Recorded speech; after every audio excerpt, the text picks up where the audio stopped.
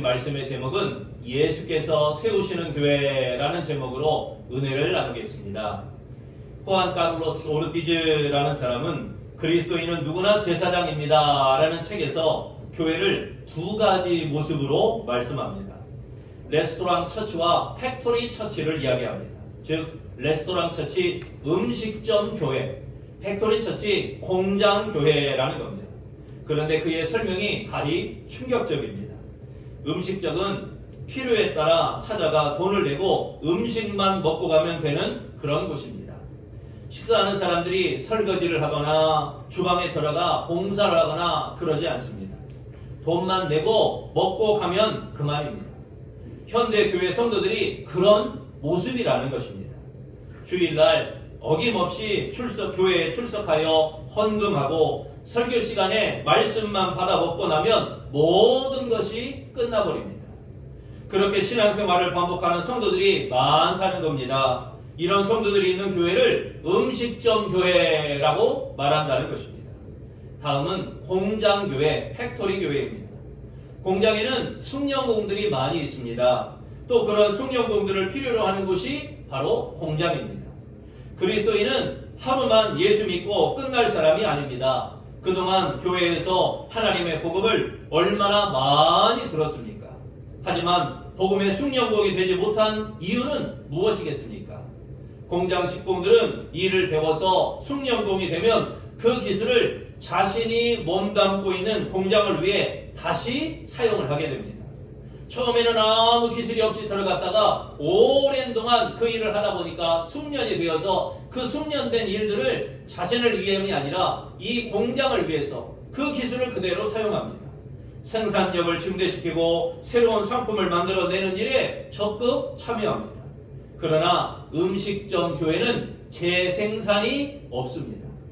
32전의 역사를 가진 우리 아름다운 교회는 어떻습니까?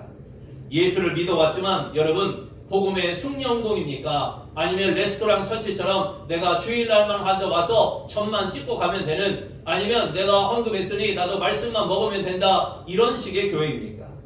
입술로는 숙련공이지만 알고 있는 복음을 교회를 위해서 얼마나 사용하였습니까?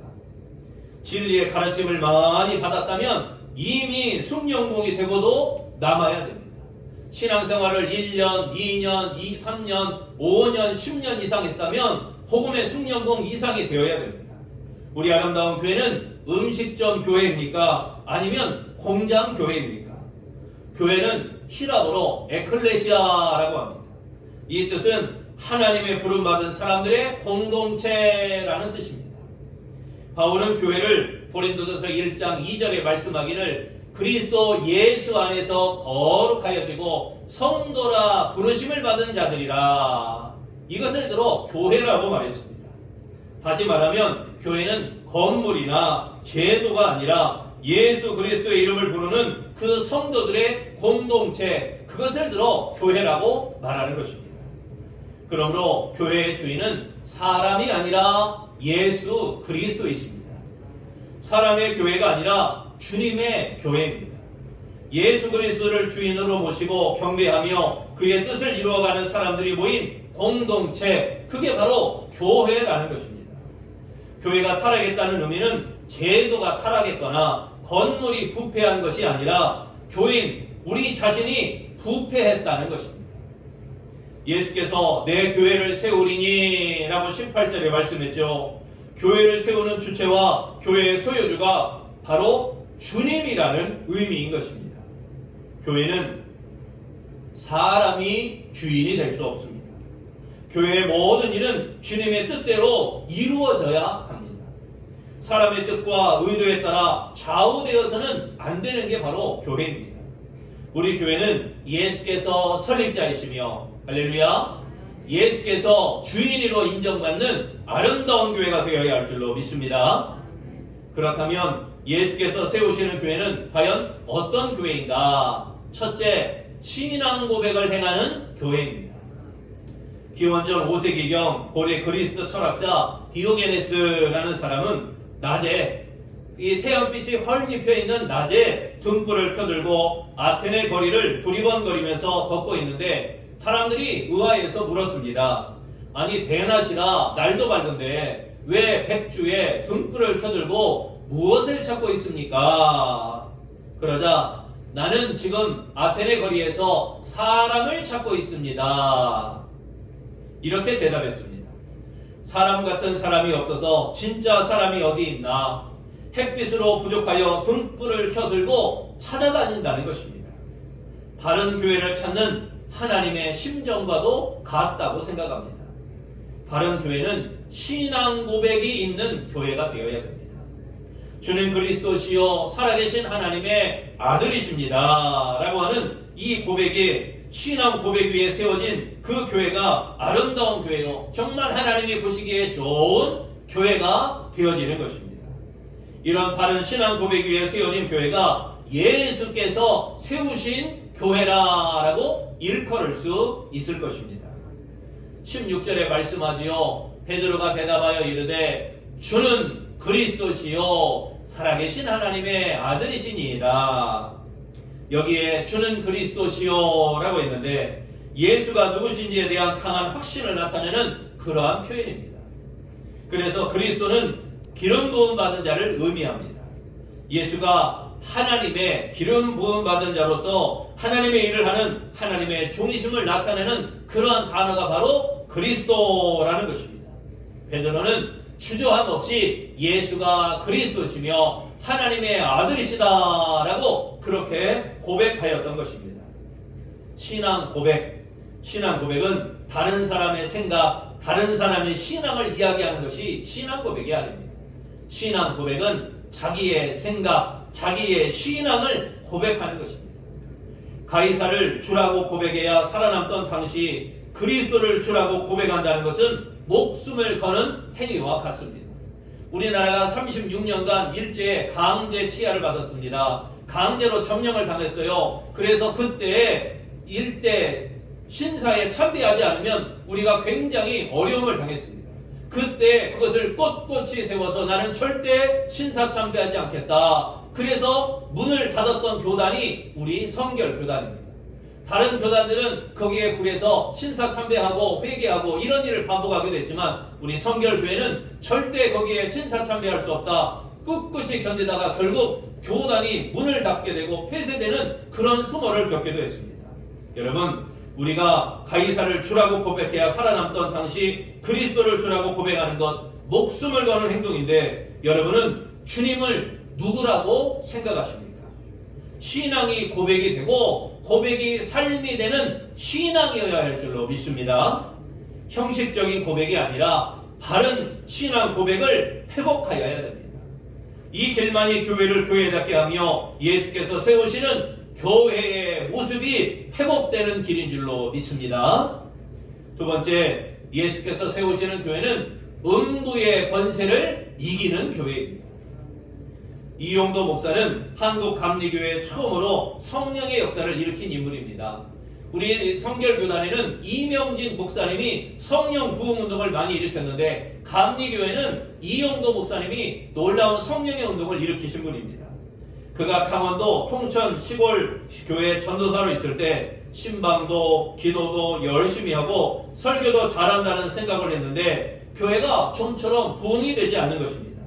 그가 성탄절 전날 새벽에 예배당에 돌아가서 기도하다가 이적을 보게 되었습니다. 시커먼 몽둥이에 참지창 같은 날카로운 손톱과 발톱이 달려있는 괴물이 버티고 당장이라도 달려들 듯 하는 것입니다. 말로만 듣던 마귀를 거기에서 본 것입니다. 몸을 피하려고 하자 마귀가 그 앞을 가로막습니다. 그때 이영도 목사는 사탄아 물러가라! 사탄아 물러가라! 결사적으로 소리지르며 부르짖었습니다. 그런데 한두 마리가 아니고 교회에 그런 마귀 새끼가 가득 차 있는 것입니다. 교회 밖에도 마귀들이 이 이영도 목사를 노려보고 있습니다. 마귀와의 싸움이 시작되었습니다. 두 주먹을 불끈 쥐고 마귀를 쫓으려고 온 힘을 다해서 기도하며 싸웠습니다. 두 손과 두 발을 휘두르고 벽도 걷어차고 유리창도 부숴버렸습니다. 손과 발은 피투성이가 되었고 날이 환하게 밝았습니다. 다음날 성탄절에 많은 사람들이 교회에 몰려들었습니다. 이용도 목사가 설교하는데 처음 온 사람들이 눈물로 회개하기 시작하였습니다. 그리고 낙심했던 사람들도 새 힘을 찾게 되었습니다. 그리고 교회는 크게 부흥되었다는 것입니다. 여러분, 교회는 마귀의 권세, 음부의 권세가 이기지 못하는 그런 교회가 되어야 됩니다. 하나님의 일을 할 때 가로막고 있던 마귀를 물리치지 않으면 하나님의 일을 이루지 못하는 것입니다. 예배를 통해서도, 기도를 통해서도, 전도를 통해서도 마귀의 일이 우리를 가로막으면 예배가 온전할 수 없습니다. 기도가 온전할 수 없습니다. 전도의 열매 맺기 어렵습니다. 예수께서 세우시는 교회는 마귀와 음부의 권세를 이기는 교회가 되어야 되는 것입니다. 18절 말씀입니다. 또 내가 네게 이르노니 너는 베드로라. 내가 이 반석 위에 이 내 교회를 세우리니 음부의 권세가 이기지 못하리라. 여기에 음부의 권세는 음부의 문들이라는 뜻입니다. 음부의 문들, 사탄과 그 부하들의 세력을 나타내는 그런 단어입니다. 교회는 예수께서 권능으로 세우셨기에 사탄의 권세가 무너뜨릴 수 없는 것입니다. 이미 하나님께서 마귀의 권세를 이길 수 있는 능력을 교회에 주셨습니다. 또한 사방 권세를 이기신 부활의 예수께서 이 아름다운 교회를 지키고 계시는 것입니다. 그러므로 교회는 예수로 말미암아 끝까지 존재할 수 있는 것입니다. 그리스도인들은 성령의 능력으로 음부의 권세를 이기는 아름다운 믿음의 존재들인 것입니다. 하나님은 예수 그리스도가 세우신 교회에 마귀를 이기는 권세, 놀라운 권세를 허락하셨다는 사실입니다. 따라서 죄인된 인간은 교회를 통하여 세상을 이길 수 있고 마귀를 이길 수가 있는 것입니다. 항상 음부의 권세를 이김으로 예수께서 세우신 교회의 사명을 잘 감당하는 아름다운 성도들이 되어야 할 줄로 믿습니다. 세 번째, 예수께서 세우시는 교회는 천국 열쇠가 주어진 교회입니다. 한국 교회는 처음부터 모든 사람이 함께 가는 교회였습니다. 의료 선교사 알렌이 고종 황제의 시의였습니다. 고종 황제를 직접 하는 옛날 우리말로 어이였어요. 한국 교회는 처음부터 황제와 접촉되었고 대신들, 우국지사들이 예수 믿고 교회로 돌아왔습니다. 그리고 평민들, 서민들, 천민들도 예수를 믿었습니다. 선교사 마펫, 우리가 마펫 선교사로 알고 있지만 이의 이름은 사무엘 마펫입니다. 그래서 학교를 세우고 천민 출신도 받아들였습니다. 그래서 당시 백정의 아들이 장티푸스에 걸려 죽을 지경이 되었는데 이 마펫은 고종 황제의 시의에게 연락하여 그 백정의 아이를 고쳐주었습니다. 왕을 치료하는 의사가 백정의 아들을 치료한다는 일로 백정 박씨가 교회에 나오게 되었습니다. 살아난 백정의 아들은 세브란스 의학대학에 들어가서 졸업을 하고 의사가 되었습니다. 그가 1907년 한국 최초 외과 의사 박서양 씨, 그가 바로 백정의 아들입니다. 그리고 당시 여자는 노예처럼 살았어요. 하지만 복음이 들어오자 여자들이 존중받기 시작했습니다. 선교사는 당시 상황을 이렇게 기록합니다. 기독교는 한국 남성들에게 기적을 일으키고 있다.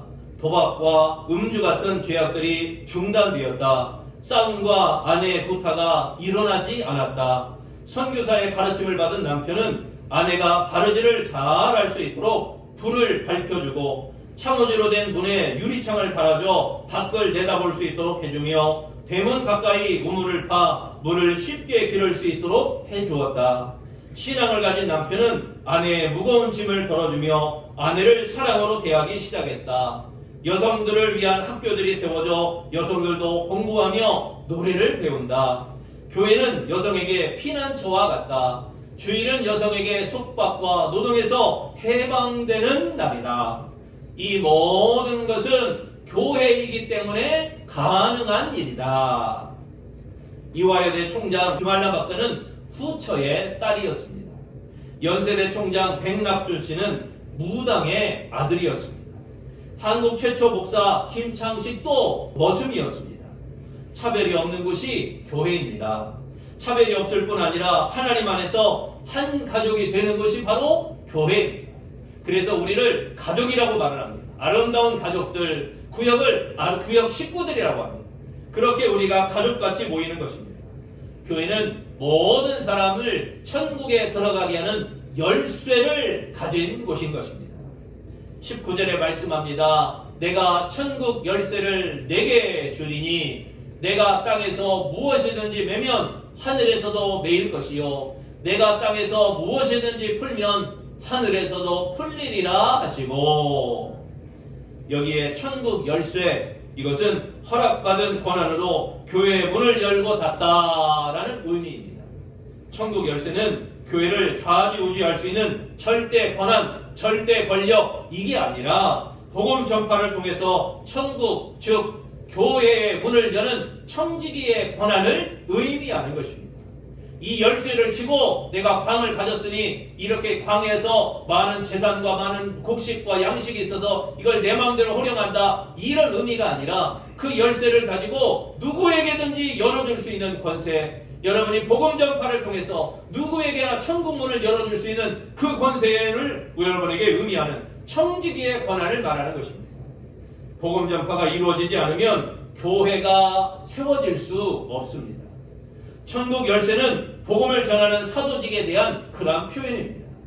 메고 푸는 것, 이것은 복음 선포를 소홀히 하면 구원받지 못하지만 복음을 선포하면 구원받는다라는 의미인 것입니다. 예수께서 세우시는 교회는 복음 전파의 사명이 주어진 곳입니다. 천국 열쇠는 복음 선포를 통해 얻어지는 것입니다. 교회는 영혼 구원이 가장 우선입니다. 복음을 전하는 교회가 되어 천국에 들어가는 그 문을 활짝 열어야 되는 것입니다. 예수께서 세우시는 교회는 복음을 전파하는 선교와 전도에 최선을 다해야 할 줄로 믿습니다. 영국에 가면 런던 중심부에 웨스트민스터 대성당이 있습니다. 관광지가 되어 사람들이 많이 찾아오게 되는데, 교회 관리인이 아름다운 교회, 이 교회 건물과 또 이 교회의 역사를, 과거의 역사를 설명하며 과거에 어떤 인물들이 교회에 묻혀져 있다, 유명한 사람들의 이야기도 관광객들에게 들려주었습니다. 이야기를 듣던 관광객이 관리인에게 질문했습니다. 교회 역사에 대해서 설명해 주셔서 감사합니다. 최근에 이 교회에서 몇 사람이 구원받았습니까? 그러자 그 관리인은 아무 말도 하지 못하고 침묵만 지켰다는 겁니다. 교회에 구원받은 사람이 몇 사람이나 됩니까? 역사가 아무리 찬란하고 교회 건축이 아무리 아름답고 그런 것만 자랑한다면 여러분, 교회가 무슨 의미가 있겠습니까? 훌륭한 사람들이 많이 묻혀 있어도 교회의 사명을 다하지 않는다면 그 교회는 아무 소용이 없는 것입니다. 교회는 교인입니다. 좋은 교회는 좋은 교인이 만드는 것입니다. 아름다운 교회가 예배가 살아있다, 그거는 아름다운 교회 성도들이 예배를 잘 드린다는 얘기입니다. 아름다운 교회가 기도가 살아있다, 이 말은 아름다운 성도들이 기도를 잘한다, 기도를 열심히 한다라는 의미입니다. 아름다운 교회가 전도를 잘한다라는 말은 아름다운 교회 성도들이 복음을 전파한다라는 의미가 되는 것입니다. 여러분, 좋은 교회는 세상 지위가 높고 물질이 부유한 사람을 말하지 않습니다. 좋은 교회는 믿음이 좋은 교인입니다. 할렐루야. 하나님을 주인으로 고백하고 철저히 자신을 부인하는 사람, 이 사람이 좋은 교인인 것입니다. 사랑하는 아름다운 성도 여러분, 창립 32주년을 맞이하는 우리 아름다운 교회는 예수께서 세우시는 좋은 교회가 되어야 할 줄로 믿습니다. 예수가 나의 주라고 신앙 고백하는 이들이 모인 교회요, 마귀의 권세를 이기는 교회가 되며 복음 전파에 최선을 다하여 천국 열쇠를 가진 아름다운 교회가 되어야 할 줄로 믿습니다. 그리하여 예수께서 세우시는 아름다운 교회와 아름다운 성도들이 다 되어지시기를 축원합니다.